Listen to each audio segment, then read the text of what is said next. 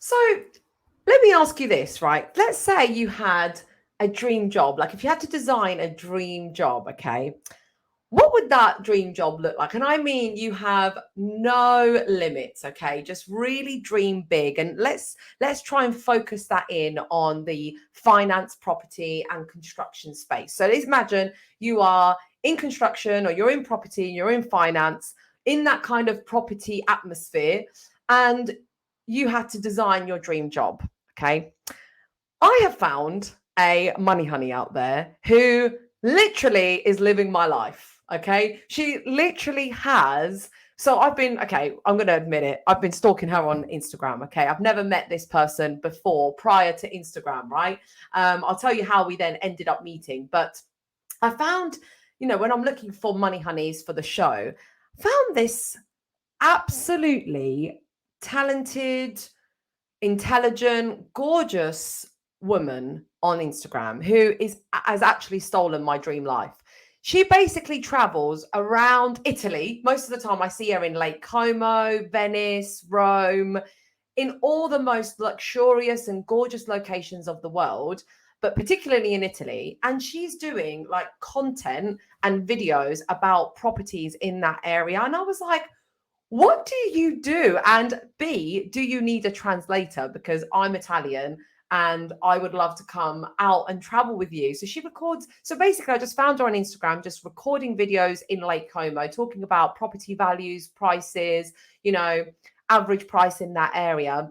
And then was just posting about it on Instagram. And I was like, I need to know your CV. Like, I need to know how you got into this. So obviously we started chatting, and we then bumped into each other at a property networking event. And honestly, I literally thought I was with a celebrity, because from an Instagram perspective, she's got thousands. I think she's going to correct me here, but I think she's got like 15,000 followers, right? And when I saw her in this room, in a random venue, like in Watford, right? I was in Watford and she was there, and I was like, oh my God, that's Lexie Carducci, guys. That is Lexie. That's it. That's revealed. That's who it is. That's the money honey that's on the show. It's Lexie Carducci. I literally cannot wait to just interview her about her job, like what does she do? The best way I can describe her, right? So she will obviously introduce herself, but she's a property finder, property developer and investor, property presenter, and obviously content creator. So she just basically is all things property. She'll tell us a little bit more about her role and her career, but the best way to summarize her is literally like she has brought pink to the construction space and absolutely smashed it. So for me, that is an ultimate money honey for this show, because she has shown us how it is totally possible to rock and smash your inner girl, your inner, woman power, and bring it to a male space. So I am so excited. Get ready.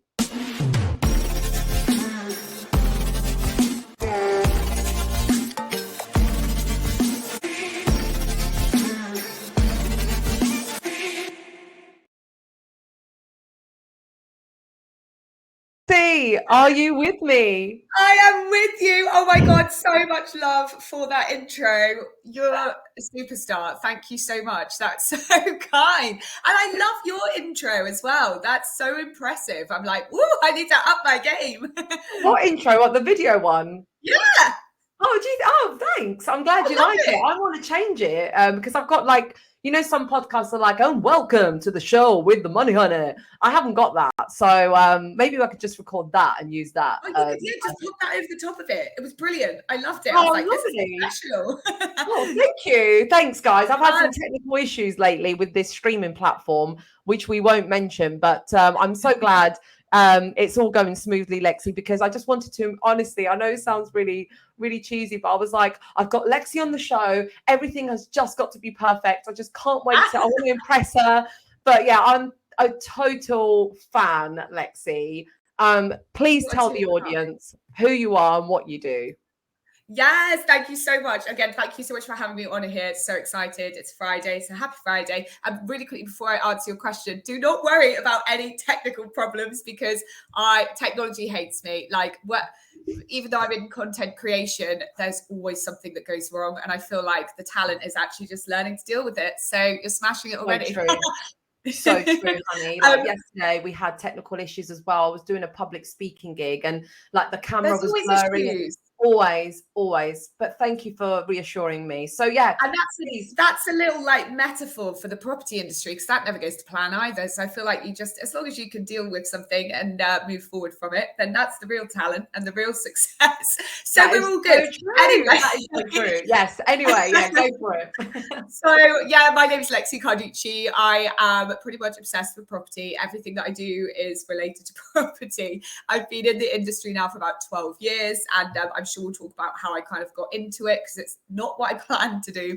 But now I work as a property finder. So that's not an estate agent, like on the other side of estate agents. So we've got to work with estate agents because they're the ones that have the properties. But I work for the people, helping them find properties. Basically, I guess it's in the name.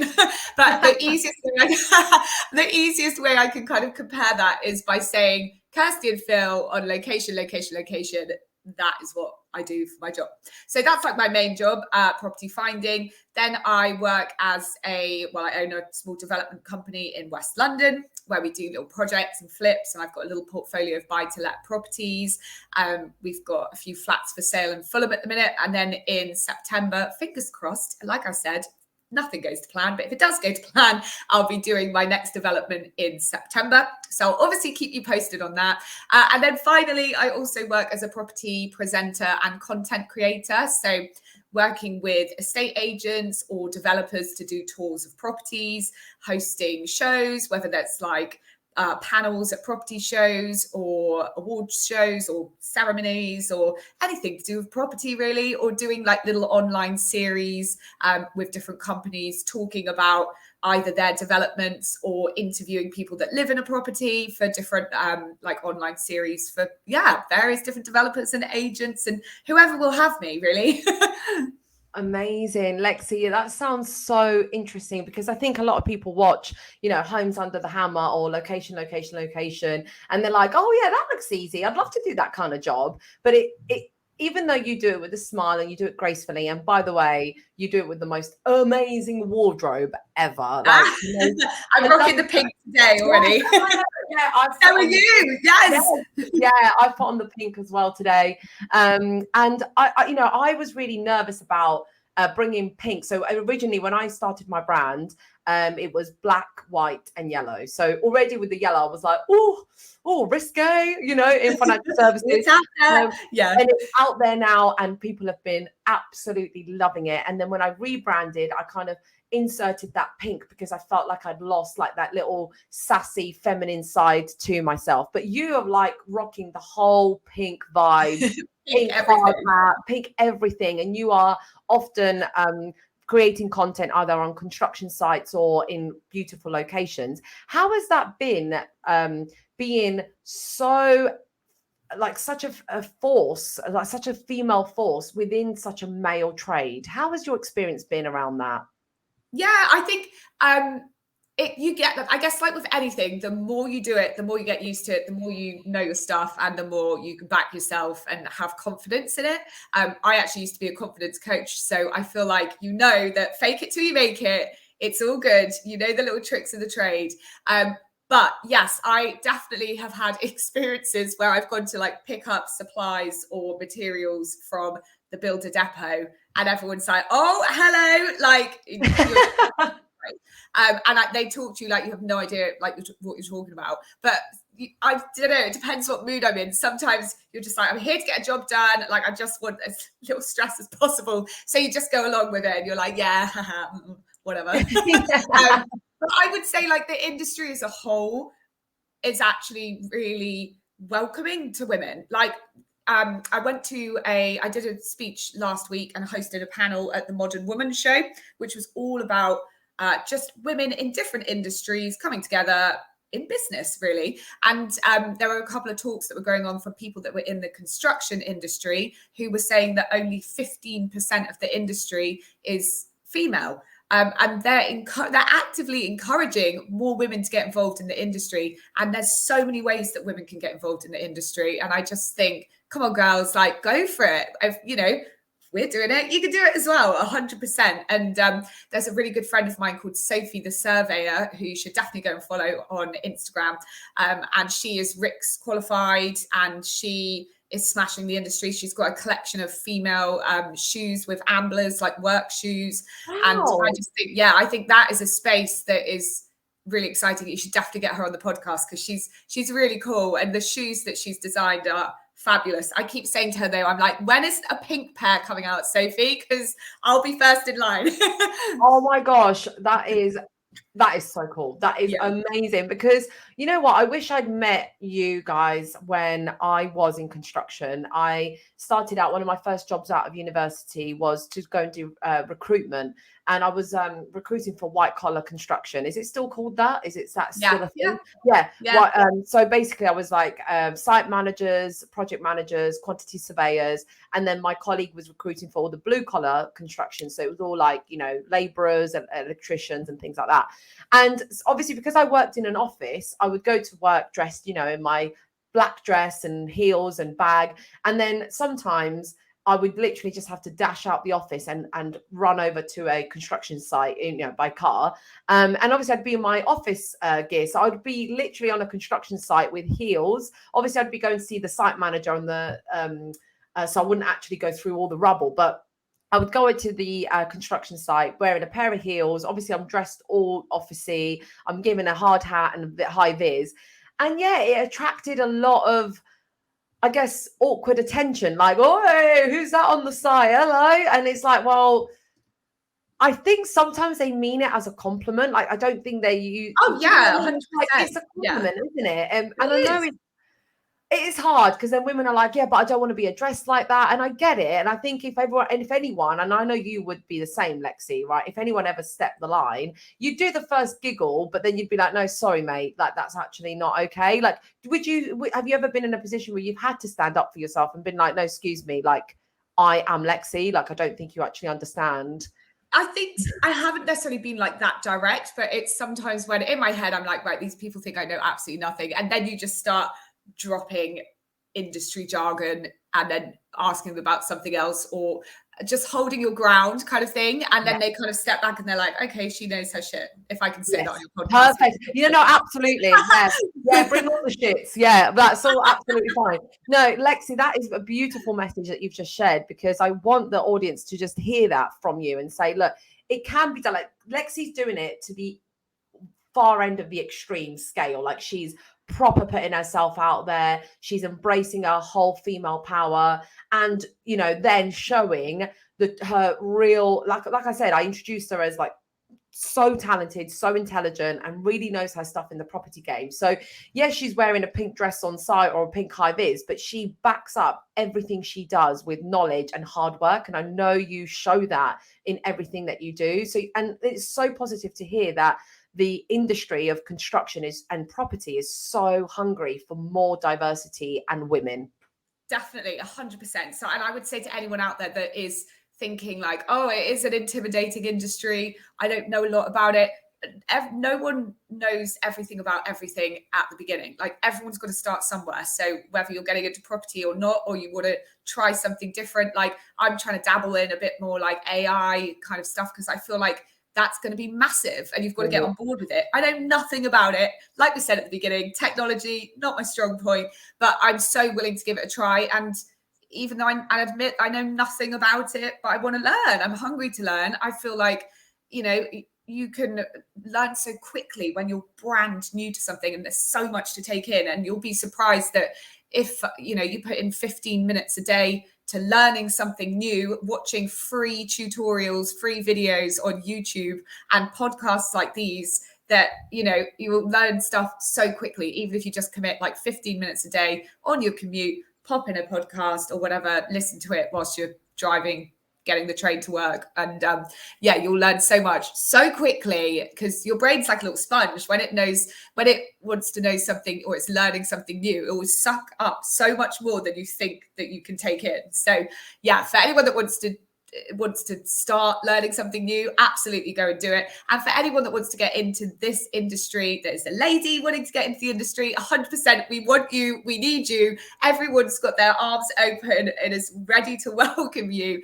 And a whole part of my social media is to make property less intimidating. I was intimidated by it before I got into the industry. And yeah, come along, come join us. I love that, Lexie. Yeah, so that's why I said I wish I'd met more empowering women during the early days of my exposure to construction, because I think, yeah, I worked so hard to brush up on my knowledge, and I did, to be honest with you, like I have to say, I'm going to give myself some credit here. My first yeah, I am. I'm going to do it. I actually smashed that job. The reason I moved out of it was because I wanted to use my degree more at the time, because that wasn't what I'd studied. What did you study out of interest? I studied languages. So I did languages at university. And so I wanted a job in business, but where I could be international. And I found a job in London whilst I was doing this construction job. But it was a really hard decision to make, and I'll never know if it was the right or wrong decision, but everything always happens for a reason. I was just going to say that. Yeah. Yeah. And I've come back around, like I'm back into this property space, even though I'd left it for a while. But I've entered the property space again through financial services. So I deal with a lot of property finance specialists and mortgage brokers and things. So I was in that construction space, but yeah, I was intimidated by all the men, especially when I had to recruit for very senior construction managers, project managers, quantity surveyors. And the reason I said I'm going to pat myself on the back is because I built my knowledge up to such a degree that I used to headhunt men from other massive construction companies, and they actually valued and believed in me so much that they left their job and went into another job that I had introduced to them. Like that takes belief. But they wouldn't have given up their job if they'd not believed in me. And I was the one reshaping their career and said, look, you've been at blah, blah, blah. I can't say you've been at blah, blah, blah for like 10 years. Are you looking for a move? We've got this opportunity for you. And I would have to interview them, coach them. You know, they'd have wobbles, like these grown-ass men would be like, Ross, I can't leave my job. I can't do it. And I was thinking, help me. And I was like 23. And I was like, okay, John, don't worry. Let's just, and they did it. They actually moved because of me, and I helped reshape their career. And that takes a lot of courage in the property space. Yeah. But it was just hard work. I just had to learn the trade. Yeah. But not only, like, I feel like that's quite nice because it works both ways. Like, not only should you be patting yourself on the back because, you've done such a good thing for them and they have believed in you and you're like, this is amazing, but vice versa. And like the opposite, you believed in them. Like, how good must they be feeling to be like, oh, you know what? I have been stuck in this job for 10 years and I wouldn't have moved had you not come and headhunted me. So I feel really proud of myself, and they wouldn't have done that without you. Oh, yeah, that's such a great way to reframe that, because, yeah, they were potentially maybe undervalued in their job. And I noticed that, like, there was this one guy, I remember this first placement I ever made. He got like 2 levels up. So for my recruitment, he basically jumped 2 levels in his career, because where he was, because he started in his teens, they kind of never saw him as that leader anymore. They're kind of like, it's like little, I'm just going to use John as a name, but it's like, oh, that's just little John, that's just little John. They just never saw him as a leader. But then I could see the value that he was bringing, and the job he moved to, he jumped 2 places. So he not only got a massive, income boost, but obviously a confidence boost as well. So yeah, everyone can learn from each other, male or female or whatever gender anyone identifies in, which is a whole other conversation to be had in the construction space. But I want to really know about your next trip. Where are you flying off to next? Oh my gosh. Do you know what? I've done my big trip for this year. So every my boyfriend's birthday and my birthday, like 10 days apart. In end of April, we get like kind of mid-May. And so every 2 weeks, like at that time of year, we will go and do a little road trip. Last year we did Scotland, and we did like all the coal roads in Scotland and the North Coast 500, which was insane. We did this pass called the Black Nabar, which is the highest road in I think it's the UK, the highest road in the UK. And honestly, they have a whole rescue team that have to drive people's cars off the pass because people get so freaked out because it's so high up. It's such a narrow road, and you're like in the clouds, so you can't even see the cars in front of you.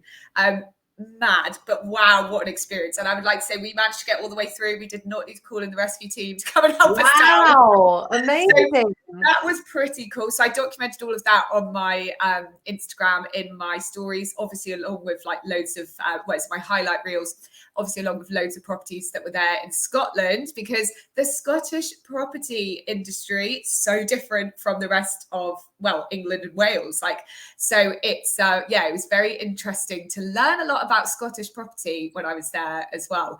And then this year we did the Italian road trip, which was great fun. Yes, big up the Italian road trip. I was so jealous. I was like, why is she there? I want to be there.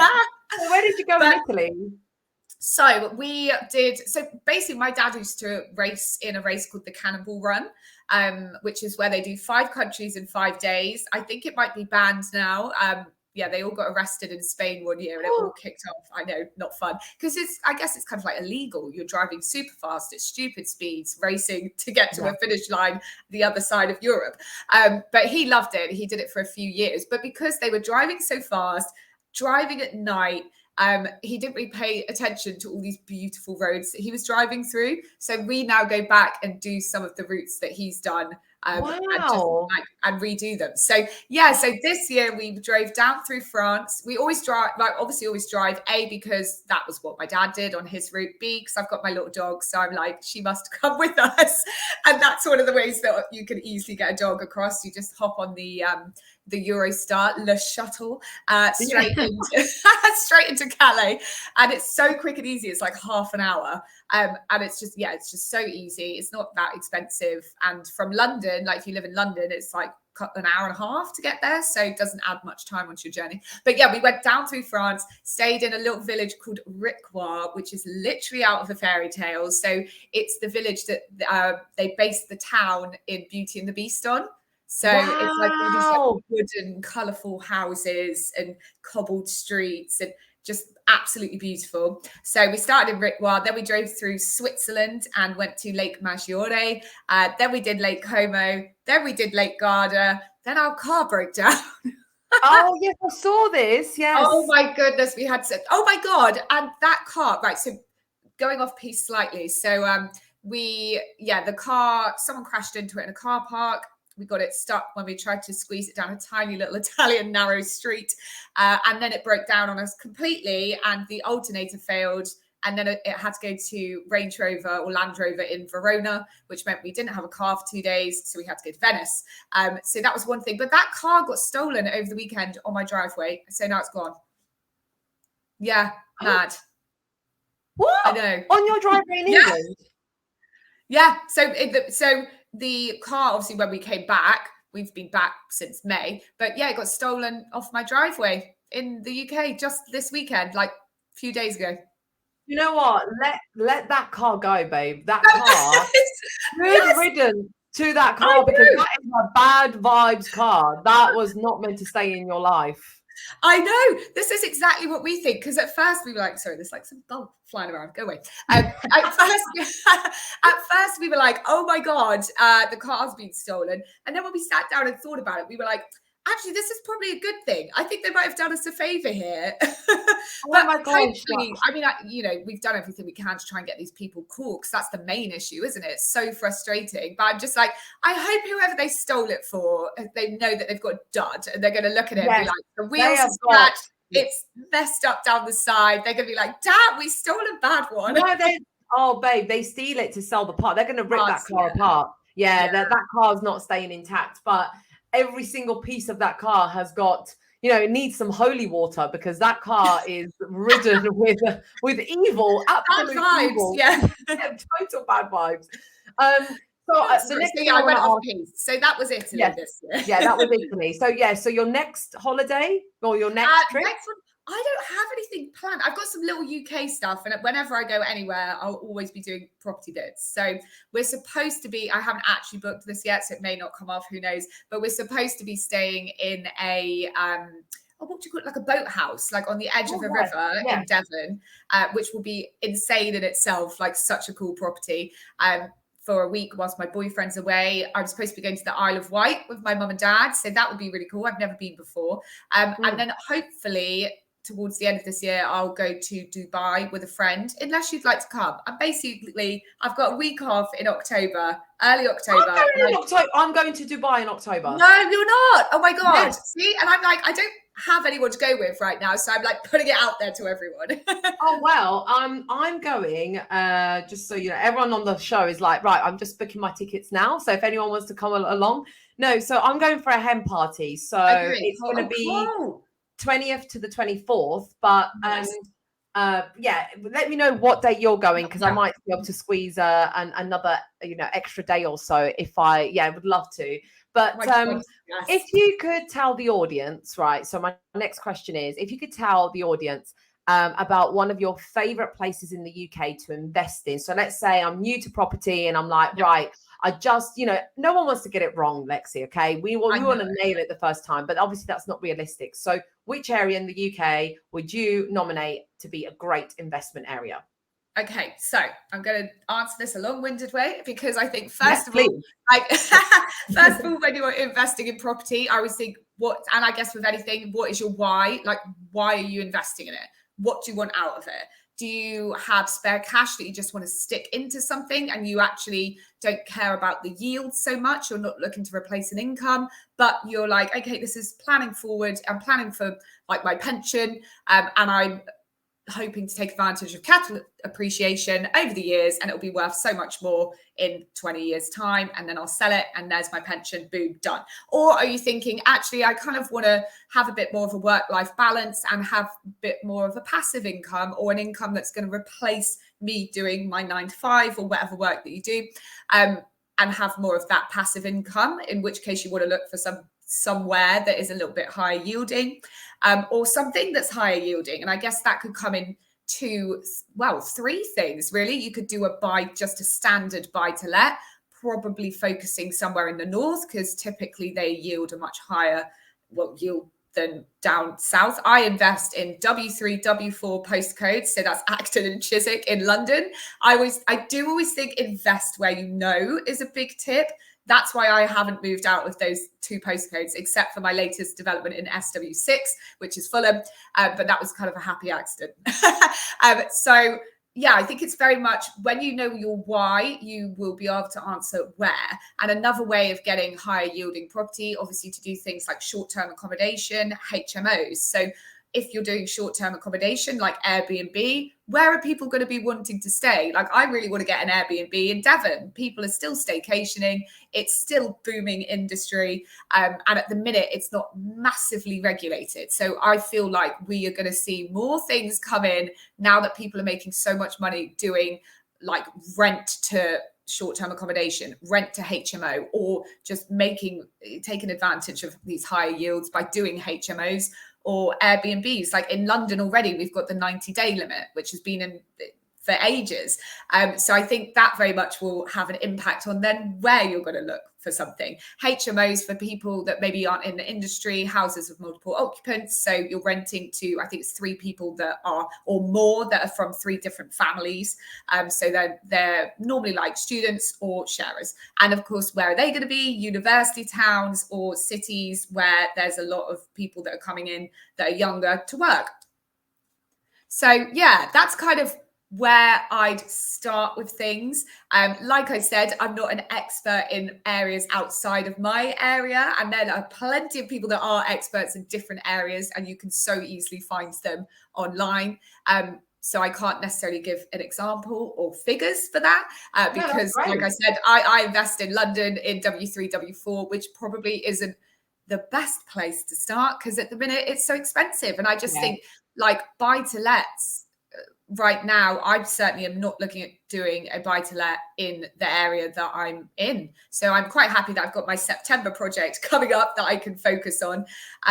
Because I just think right now, buy-to-lets in London just aren't, you're not making money on it really, unless you've got cash and you're not having to mortgage property. Yeah, that's the thing, right? Again, I'm in the mortgage space and I can see what's happening. Well, everyone can see what's happening to interest rates. And if you right now, I think the general census is if you have to move, if you have to do something, there's no choice that you have to do it. You're trying to make the most amount of money right now with the way the rates are going. Probably not. I've got some commercial brokers who have had a very healthy pipeline for the past 6 to 12 months, but then all of a sudden the deals don't fit because of the stress testing and the affordability just isn't there. So I think, all the advice you just gave, Lexie, is absolutely on point. I think it's hard for anyone who wants to start out in property to nail it the first time. And it is an investment, which means there are its risks. But like you said, the number one thing is why do you want it? Is it capital appreciation? Is it rental yield? Is it inheritance that you're trying to diversify your input portfolio? I know I'll eventually have to tackle that question, but I'll also have to tackle the current market conditions. I can't make a decision on the portfolio I'm going to inherit at some stage.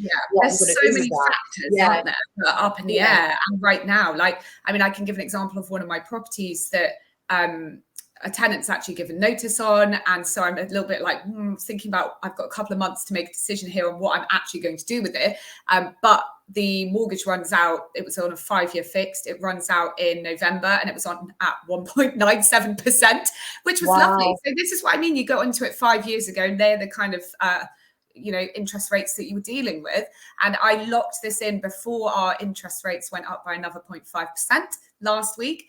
So I locked it in before that. I think it was at 4 point something. I want to say it's like 4.59. Oh, by the time this show's released, it'll be changed again, hon. So Well, no, I've locked it in. That's what I mean. That right. Yeah. So I'm really pleased that I did that before it jumped up again. But it means that the mortgage on that previously was about £1,600 a month. The rent we were getting was £1,950 per month, which even there you can see that's not enough to live off, considering you've got to cover your service charges and having a pot of money in case anything goes wrong. So my property's in London. I put any little bit that I'm making on it into a pot, and it just sits there for emergency purposes, which is why I still do other bits of work. So I think that's a big misconception in the industry, that people think, oh, you own 10 properties in London, like, why are you still working? And I'm like, because they're not making enough money, basically. But we're playing the long game, right? So in 20 years time, hopefully they would have shot up in price, and that's when I'll be like, see ya, I'm off to Dubai. Yeah, amazing. Yeah, that's right. Yeah, that's right. I mean, that's the plan, right? That's the plan, but you can't control the market. You can only control the controllables, but you're being sensible in having contingency plans and backup plans. Some people just think, oh, that's a nice cash cow. I'll put a property out there. I basically get an income from that, and then that's it. But actually, no, you need to diversify. You need to look at the next deal, the next project. If the market changes, what are you going to do? So do not keep all your eggs in one property. That is not smart. So before we end the show, Lexie, because I could actually just crack a cocktail. I know. I feel like we shouldn't, because it is Friday. Before you ask me the final question, I just wanted to finish my point really quickly on that one, because it's because I waffle and then I'm like, what am I talking about? Oh yeah, that was my point. So that property, now that we've locked it in at this new rate, is jumping up from that 1,600 a month up to 2,400 per month. That's how much the mortgage has increased, which means for me to make money on it, I'd have to be renting it out at about 2,600 per month for a 1.5 bedroom in Chiswick. It's not worth that. So you're like, what do we do? Now I'm hoping that my project will kick off in September and I will move back into it. That's my thinking, because then I'll just cover it. Wow. Yeah. That's like what, £800 a month? Can't do quick maths. Yes, £800 a month. That is crazy, because obviously landlords can't just charge the same. Obviously, if their mortgage has gone up, the rent goes up, and then it's like, but there's the rent versus the value of what you're getting match. to the rest of the area. So yeah, that is crazy prices there. But thank you for giving us insight. Standards are getting out of the market, right? It doesn't stack, you're going to be losing money. And I think, I think it will be difficult. But again, when I was at a conference with Property Mark on Tuesday this week, the general consensus there is that you don't leave a market when everybody else is leaving it. Like you stay strong and you hold on in there and give it 2 years. Who knows? Well, I don't want that to go. I don't want anyone to miss that point, actually, because I've been saying the same thing about marketing. So at a time when things are, there seems to be a bit of chaos or turmoil, or there seems to be a little bit of apprehension, it's those that leave that will leave it to those who stay. And if you go quiet, if you say, all right, I'll lay low, I'll just go quiet, I'll reduce my marketing budget, I won't go to that conference, I won't sponsor that event, like you're going to be forgotten, you're going to be left behind. Whereas everyone else who makes that risk, makes that investment, we're going to look back at them and be like, oh yeah, they made their money because they made it because they stuck it out and they took a risk. So that's in anything. I started a business in the middle of a pandemic and I didn't know if it was going to pay off or not, but here I am today. And it was the best thing I ever did. Like I literally could not be more happy with that result, but I didn't know that was going to be the case. So I made that risk, I took that risk. So yeah, that is a very, very valid point across whether in business, property, marketing, whatever. You've got to stick it out, especially when times are tough, because you'll on the other side, you'll be the one that survived. That survives, exactly. You come out the other end fighting. Exactly. Fighting. Oh, beautiful. So Lexie, I've enjoyed speaking with you. I know this has been insane for the audience as well. And I'm going to be sharing your Instagram on the show notes and everything like that. But the only question I wanted to ask is, how do you take care of Lexie? When you're not doing property, you're not taking care of all your customers and all the properties. What do you do for yourself? Oh, yeah. Okay. And I'm so pleased that you asked that question now, because I have had one of those weeks where I've just had to give in and take time for myself, because I feel like you have to listen to your body. And I feel like I could create work for myself even if I was doing nothing. So I feel like you're very much the same. When you work for yourself, like you have to go out and find the work. And that can be exhausting, because particularly I pitch ideas all day long, whether it's to PR companies, whether it's to estate agents to work with them, whether it's to, just finding people on Instagram being like, hey, this is what I do, can I work with you? And a very majority of those responses are going to be no, or you're not going to hear from them, or you're going to have to work harder. And you put in so much time and effort to things that half the time don't actually pay off. It's like a very small percentage of it where people come back and actually you get to work with them and you are earning from it. So it can be really exhausting, like physically and mentally. So I feel like if you listen to your body, and I had to do that earlier this week, and I was like, you know what?